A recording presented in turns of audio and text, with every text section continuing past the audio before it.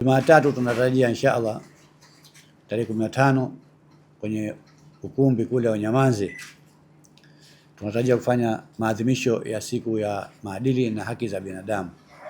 Kikawaida tarehe 9 kilivyo ni siku maalum ya mapambano dhidi ya rushwa, na Zanzibar au kwa mujibu wa taratibu wa kalenda hii wa tarehe 10 ikifika ni tarehe ambayo huwa tunaadhimisha siku ya maadili na haki za binadamu hapa Zanzibar. Lakini sote tunafahamu kwamba tarehe 9 Disemba inakuwa ni siku ya uhuru wa Tanzania bara au Tanganyika.